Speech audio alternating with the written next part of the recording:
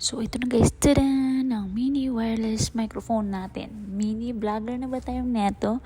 Charot! So, isi-share ko lang sa inyo na nakabili na ako neto. Pangarap ko lang to dati pero di ko kayang bilhin. Ngayon, nabibili ko na pa konti-konti.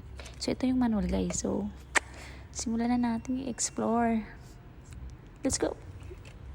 So guys, yung pangalan ko is Makatang Hugotera. So yung gusto kong maging content pag naging vlogger ako soon, yung mga hugot or kahit ano man. Basta yun na yun.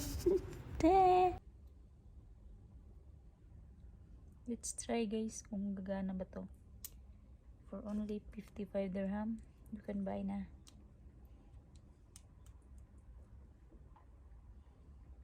So, how to use first. Connect the receiver into the interface of mobile phone. Indicator light will flash.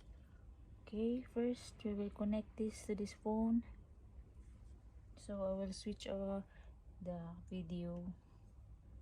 Okay, I will switch here. I will turn this off already. So I will switch on my other mobile.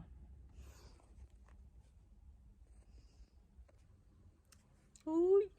Excited na ako guys.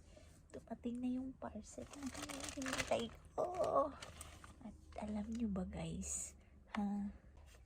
Huy guys, good morning! Excited na ba kayo? Huy! Dumating na yung parcel ko. Buksan na natin.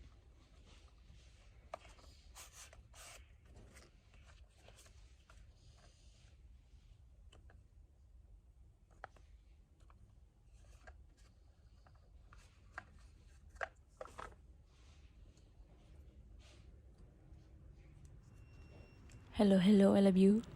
Catcher! Huy! Ano ba yan? Pwede. Ito guys, ang manual. Ang haba ng listahan ng pagmamahal ko sa'yo. Char! Iba talaga itong humugot no? So, ito na. Yan. Para sa'yo at para ako at maging tayo.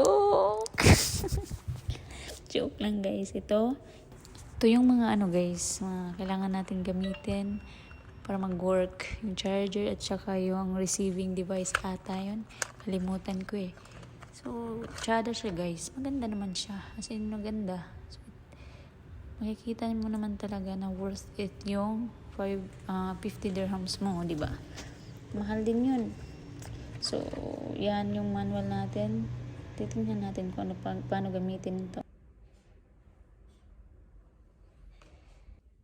Guys, kakagising ko lang. At try natin to kung ano nga bang kaibahan pag walang microphone at andito ang microphone. Mini microphone na to. So, ito yung original na boses ko guys. Una walang ganito. So, we'll see kung anong kaibahan.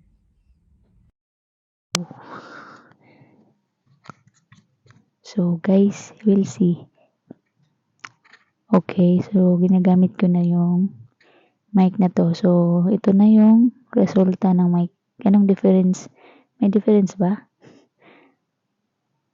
Nagiging deep ba masyado yung boses ko or nagiging malakas? So, guys, magiging vlogger na ba ako nito? Char.